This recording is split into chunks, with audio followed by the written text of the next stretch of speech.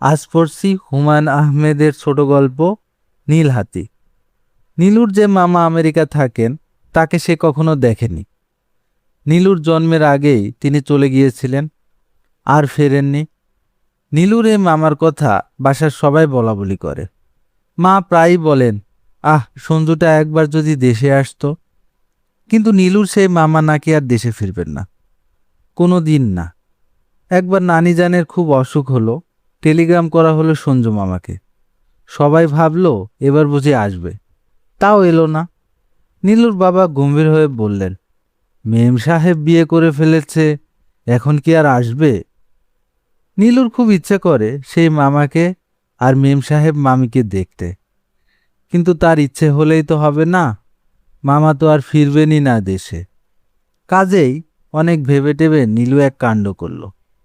চিঠি লিখে ফেলল মামাকে।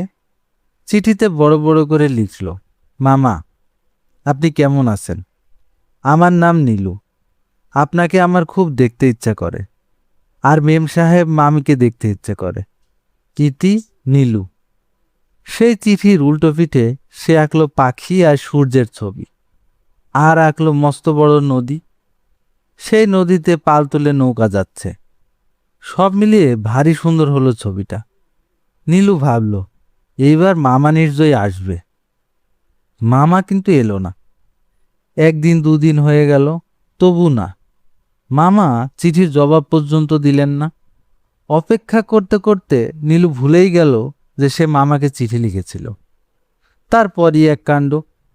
সেদিন নীলুর খুব দাঁত ব্যথা, সে স্কুলে যায়নি। গলায় মাফলার জড়িয়ে একা একা বারান্দায় দাঁড়িয়ে আছে। টিপ টিপ করে বৃষ্টি পড়ছে বাইরে।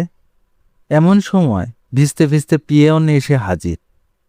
এই বাড়িতে নীলু নামে কেউ থাকে? নীলু আশ্চর্য হয়ে বলল, হ্যাঁ, আমার নাম নীলু। পিয়নটি গম্ভীর হয়ে বলল, নিচে নেমে এসো খুকি, তোমার জন্য আমেরিকা থেকে কে একজন একটা উপহার পাঠিয়েছে। নাম সই করে নিয়ে যাও। নাম লিখতে পারো খুকি? হ্যাঁ, পারি। নীলু উপহারের প্যাকেটটি খুব সাবধানে খুলল। পিয়ন তখনও যায়নি, পাশে দাঁড়িয়ে দাঁড়িয়ে দেখছে। প্যাকেটের ভেতর থেকে বেরুলো নীল রঙের একটা হাতি। গলায় উপর ঘণ্টা বাজছে টুনটুন করে। হাতির সুর আপনা আপনি থেকেই দুলছে, মাঝে মাঝে আবার কান নাড়াচ্ছে। এত সুন্দর হাতি নীলু এর আগে আর কখনো দেখেনি। শুধু নীলু নয়, তার আব্বাও এত সুন্দর হাতি দেখেনি। অফিস থেকে ফিরেই তিনি দেখলেন তার টেবিলে নীল হাতি সুর দোলাচ্ছে। তিনি অবাক হয়ে বললেন, আরে, কে আনলো? এটা বড় সুন্দর তো। নীলু বলল, সঞ্জু মামা পাঠিয়েছেন। দেখেন আব্বা, আপনা আপনি ঘন্টা বাজে। তাই তো, তাই তো। নীলুর মা নিজেও এত সুন্দর হাতি দেখেননি। তিনি কতবার যে বললেন, চাবি ছাড়াই সুর দোলায় কি করে? ভারী অদ্ভুত তো, নিশ্চয়ই খুব দামি জিনিস। সন্ধ্যাবেলা নীলুর স্যার এলেন পড়াতে। মা বললেন, পড়তে যাও নীলু, আর হাতি শোকেছে তালা বন্ধ করে রাখো, নয়তো আবার ভেঙে ফেলবে। মার যে কথা, এত সুন্দর জিনিস বুঝি শোকেসে তুলে রাখবে? হাতি থাকবে তার নিজের কাছে। রাতে নীলুর পাশে বালিশে ঘুম পাড়িয়ে রাখবে। অনেক রাতে যদি তার ঘুম ভাঙে, তাহলে সে খেলবে হাতির সঙ্গে। মা কিন্তু সত্যি সত্যি শোকেসে হাতি তালাবদ্ধ করে রাখলেন। নীলুকে বললেন, সবসময় এটা হাতে করে রাখবার দরকার কি? যখন বন্ধুবান্ধব আসবে তখন বের করে দেখাবে। এখন যাও, স্যারের কাছে পড়তে যাও। নীলু কাঁদো কাঁদো হয়ে বলল, স্যারকে দেখাতে নিয়ে যায় মা। হুম, পড়া শেষ করে স্যারকে দেখাবে। এখন যাও, বই নিয়ে যাও। হাতিকে রেখে যেতে নীলু যে কি খারাপ লাগছিল। তার চোখ ছলছল করতে লাগলো। একবার ইচ্ছে করলো কেঁদে ফেলবে, কিন্তু বড় মেয়েদের তো কাঁদতে নেই, তাই কাঁদল না। অনেকক্ষণ স্যার পড়ালেন নীলুকে। যখন তার যাবার সময় হলো, তখন নীলু বলল, স্যার, একটা জিনিস দেখবে। কি জিনিস? একটা নীল হাতি। আমার মামা পাঠিয়েছেন আমেরিকা থেকে। কোথায় দেখি? নীলু স্যারকে বসবার ঘরে নিয়ে এলো। তিনি চোখ বড় বড় করে তাকিয়ে রইলেন। শেষে বললেন, এত সুন্দর! জি স্যার, খুব সুন্দর। গলার ঘণ্টাটার উপর তৈরি। তাই নাকি? জি। স্যার চলে যাবার পরও নীলু অনেকক্ষণ দাঁড়িয়ে রইল শোকেসের সামনে। মা যখন ভাত খেতে ডাকলেন তখন আবার বলল, দাও না মা, শুধু আজ রাতের জন্য। না নীলু, খুব বিরক্ত করো তুমি। নীলুর এত মন খারাপ হলো যে ঘুমোতে গিয়ে অনেকক্ষণ কাঁদলো একা একা। আর ঘুমিয়ে ঘুমিয়ে চমৎকার একটা স্বপ্ন দেখল। যেন একটা বিরাট বড় বন, সেই বনে অসংখ্য পশু পাখি। নীলু তাদের মধ্যে ঘুরে ঘুরে বেড়াচ্ছে, একটুও ভয় করছে না। তার নীল হাতিও আছে তার সঙ্গে। টুন টুন ঝুনঝুন করে তার গলায় উপর ঘণ্টা বাজছে। বনের সব পশু পাখি অবাক হয়ে দেখছে তাদের। একটি সিংহ জিজ্ঞাসা করল, তুমি কে ভাই? শুভম, নীলু বলল, আমি এই বনের রানী। আমার নাম নীলাঞ্জনা, আর এই নীলহাতি আমার বন্ধু। পরদিন স্কুল থেকে নীলুর বন্ধুরা এলো হাতি দেখতে। শায়লা, বিনু, আভা সবাই শুধু হাতির গায়ে হাত বুলোতে চায়। বিনু বলল, এত সুন্দর হাতি শুধু আমেরিকায় পাওয়া যায়, তাই না নীলু? নীলু গম্ভীর হয়ে বলল, হ্যাঁ। শায়লার বড় ভাই থাকেন জাপানে। সে বলল, জাপানে পাওয়া গেলে আমার বড় ভাই নিশ্চয় পাঠাতো। আভা বলল, হাতিটাকে একটু কোলে নেব নীলু? তোমার মা বকবে না তো? না, বকবে না, নাও। সবাই তারা অনেকক্ষণ করে কোলে রাখলো হাতি। আর হাতিটাও খুব সুর দোলাতে লাগলো, কান নাড়াতে লাগলো, ঝুনঝুন টুনটুন করে ঘন্টা বাজতে লাগলো। হাতি দেখতে শুধু যে নীলুর বন্ধুরা এলো তাই না, নীলুর বড় খালা এলেন, চাচারা এলেন, আমার এক বান্ধবীও এসে হাতি দেখে গেলেন। নীলু স্কুলে গেল। কোনো ক্লাসের মেয়েরা এসে জিজ্ঞাসা করে, তোমার নাকি ভাই খুব চমৎকার একটা নীল হাতি আছে? কিন্তু ঠিক দুদিনের দিন সব উলটপালট হয়ে গেল। সেদিন নীলুর মার এক বান্ধবী এসেছে বেড়াতে। তার সঙ্গে এসেছি তার ছোট ছেলে টোটো। এসেই ছেলেটার ট্যাটা করে কান্না, কিছুতেই কান্না থামে না। নীলুর মা বললেন, যাও তো নীলু, টিটোকে তোমার ছবির বই দেখাও। নীলু ছবির বই আনতেই সে একটানে ছবির বইয়ের পাতা ছেড়ে ফেলল। এমন পাজি ছেলে। নীলুর মা বললেন, মিষ্টি খাবে টিটো? চমচম খাবে? না। শরবত খাবে? হুঁ। এমন কাঁদুনে ছেলে নীলু জীবনেও দেখেনি। কিছুক্ষণ চুপচাপ থেকে আবার গলা ছেড়ে কাঁদে ওঠে। শেষে নীলুর মা বললেন, হাতি দেখবে টিটু? দেখো কি সুন্দর একটা হাতি। উমা, কি কাণ্ড! হাতি দেখেই কান্না থেমে গেল বাবুর। তখন তার সে কি হাসির ঘটা! নীলুর ভয় ভয় করতে লাগলো, যদি হাত থেকে ফেলে ভেঙে দেয়। একবার ইচ্ছা হলো বলে, এত শক্ত করে ধরো না টিটো, টেবিলের উপরে রেখে দাও। এত শক্ত করে চেপে ধরলে ভেঙে যাবে যে। কিন্তু নীলু কিছু বলল না। মেহমানরা অনেকক্ষণ থাকলেন, চা খেলেন, টিভি দেখলেন, আর টিটো সারাক্ষণ হাতি নিয়ে খেলতে লাগলো। যখন তাদের যাবার সময় হলো তখন টিটো গম্ভীর হয়ে বলল, এই হাতিটা আমি নেব। ধড়াস করে উঠল নীলুর বুক। টিটোর মা বললেন, সি টিটো, এটা তো নীলুর। হোক নীলুর, আমি নেব। এই বলেই সে আকাশ ফাটিয়ে কাঁদতে শুরু করলো। কিছুতেই কান্না থামানো যায় না। নীলুর মা বলল, টিটো, হাতিটা নীলুর খুব আদরের। তুমি এই জিরাফটা নাও, দেখো কি চমৎকার লম্বা গলা জিরাফের। টিটো জিরাফের দিকে ফিরেও তাকালো না।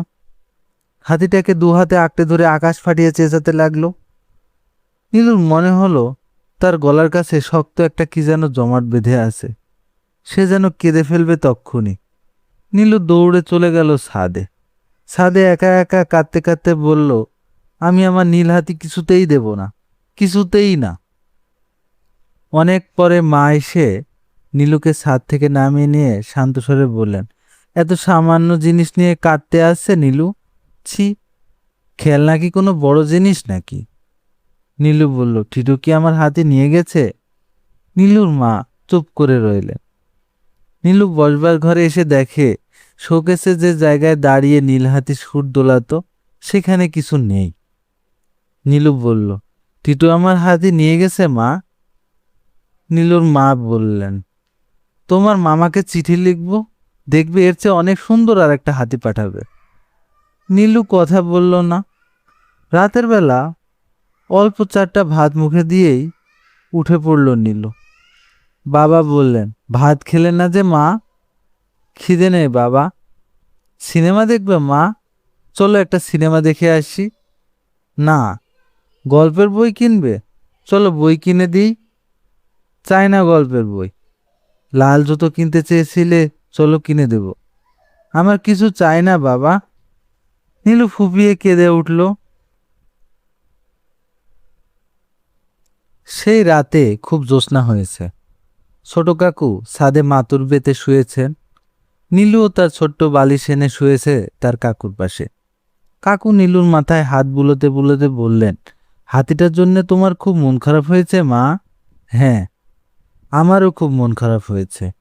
টিটুর শখ মিটে গেলে আমরা ওই হাতি নিয়ে আসবো, কেমন? নীলু চুপ করে রইল। ছোট কাকু বললেন, গল্প শুনবে মা? বলো, কিসের গল্প শুনবে? নীলু মৃদু স্বরে বলল, হাতির গল্প। ছোট কাকু বেশ কিছুক্ষণ চুপচাপ থেকে গল্প শুরু করলেন। আমাদের গ্রামের বাড়ির নাম হিরণপুর। হিরণপুরে রহিম শেখ নামে খুব ধনী এক লোক ছিলেন। তার একটি মাদি হাতি ছিল। সত্যিকারের হাতি কাকু। হ্যাঁ মা, প্রকাণ্ড হাতি। রহিম শেখ খুব ভালোবাসতো হাতিটাকে, ঠিক তোমার মতো ভালোবাসত। সেই হাতিটার গায়ের রং কি নীল? না মা, মেটে রঙের হাতি ছিল সেটি। তারপর একদিন হঠাৎ করে হাতিটা পালিয়ে গেল গারো পাহাড়ে। 4 বছর আর কোনো খবর পাওয়া গেল না। রহিম শেখ কত জায়গায় যে খোঁজ করলো, কোনো খবর নেই। হাতির শোকে অস্থির হয়ে গেল সে। রাতে ঘুমোতো না, শুধু বলতো, আমার হাতি যদি রাতে ফিরে আসে। তারপর এক রাতে খুব ঝড় বৃষ্টি হলো। বাতাসের গর্জনে কান পাতা দেয়। এমন সময় রহিম শেখ শুনল কে যেন তার ঘরের দরজায় ঠেলছে। রহিম শেখ চেঁচিয়ে বলল, কে? অমনি ঝড়ের গর্জন ছাপিয়ে হাতি ডেকে উঠল। রহিম শেখ হতভম্ব হয়ে দেখল 4 বছর পর হাতি ফিরে এসেছে, তার সঙ্গে ছোট্ট একটা বাচ্চা। আশেপাশের গ্রামের কত লোক যে সেই হাতি দেখতে এলো। তুমি গিয়েছিলে? হ্যাঁ মা, গিয়েছিলাম। হাতির বাচ্চাটা ভীষণ দুষ্টু ছিল। পুকুরে নেমে খুব ঝাপাঝাপি করত। দরজা খোলা পেলেই মানুষের ঘরে ঢুকে চাল ডাল ফেলে একাকার করত। কিন্তু কেউ কিছু বলতো না। সবাই তার নাম দিয়েছিল পাগলা মিয়া। গল্প শুনে নীলুর চোখ দিয়ে জল পড়তে লাগলো। সে ফিসফিস করে বলল, সত্যিকার হাতি হলেও আমারটা ফিরে আসতো, তাই না চাচা? হ্যাঁ, নিশ্চয়ই আসতো। অনেক রাত হয়েছে, ঘুমোতে যাও মা। নীলুর কিন্তু ঘুম এলো না। বাইরে জ্যোৎস্নার ফিনিক ফুটেছে। বাগানে হাসনুহেনার গাছ থেকে ভেসে আসছে ফুলের গন্ধ। নীলুর মন কেমন করতে লাগলো। ক্রমে ক্রমে অনেক রাত হলো। বাড়ির সবাই ঘুমিয়ে গেলে সারা বাড়ি নিশ্চুপ হয়ে গেল। নীলু কিন্তু জেগেই রইল। তারপর সেই আশ্চর্য ঘটনাটি ঘটল। নীলু শুনতে পেল নিচের বাগানে টুনটুন ঝুনঝুন শব্দ হচ্ছে। রহিম শেখের হাতির মতো তার হাতিটাও ফিরে এসেছে নাকি? হাতির গলার ঘন্টার শব্দ বলেই তো মনে হয়। জানালা দিয়ে কিছু দেখা যায় না। নীলু কি তার মাকে ডেকে তুলবে? কিন্তু মা যদি রাগ করেন? নীলু হয়তো ভুল শুনছে কানে। হয়তো এটা ঘন্টার শব্দ নয়, ভুল হবার কথাও তো নয়। চারদিক চুপচাপ, এর মধ্যে পরিষ্কার শোনা যাচ্ছে টুনটুন ঝুনঝুন শব্দ। নীলু পা টিপে টিপে নিচে নেমে এলো। দরজার উপরে ছিটকিনি লাগানো। সে চেয়ার এনে তার উপর দাঁড়িয়ে খুলে ফেলল দরজা। তার ভয় করছিল। শুধু সে নেমে গেল বাগানে। হাতি ঘন্টা বাজিয়ে এগিয়ে আসছে তার দিকে। হাতিটি নীলুকে দেখে পরিষ্কার মানুষের মতো গলায় বলে উঠল, আমি এসেছি নীলু। অনেকক্ষণ নীলুর মুখে কোনো কথা ফুটল না। হাতি বলল, আরো আগেই আসতাম, পথঘাট চিনি না, তাই দেরি হলো। তুমি খুশি হয়েছো তো বন্ধু? নীলু গাঢ় স্বরে বলল, হ্যাঁ, আমিও খুশি হয়েছি। টিটো যখন আমাকে নিয়ে যাচ্ছিল তখন আমি কেঁদেছি। নীলু হাত বাড়িয়ে কোলে তুলে চুমু খেলো তার বন্ধুকে। আনন্দে হাতি টুন টুন ঝুনঝুন করে অনবরতে তার ঘন্টা বাজাতে লাগলো। নীলু গলা ফাটিয়ে ডাকলো, মা, আমার নীল হাতি এসেছে। দুপুর রাতে জেগে উঠল বাড়ির লোকজন। বাবা বললেন, মনে হয় হাতিটা ওই ছেলেটির হাত থেকে বাগানে পড়ে গিয়েছিল। মা বললেন, আচ্ছা সাহস তো মেয়ের, এত রাতে একা বাগানে এসেছে। নীলু মার কোলে মুখ গুজে বলল, মা, আমার হাতি একা একা টিটোদের বাসা থেকে হেঁটে চলে এসেছে। আমাকে সে নিজে বলেছে। বাসার সবাই হেসে উঠল। বাবা বললেন, ছি মা, আবার মিথ্যে কথা বলছো। কিন্তু বাবা তো জানেন না, নীলু একটুও মিথ্যে বলেনি। ধন্যবাদ সবাইকে।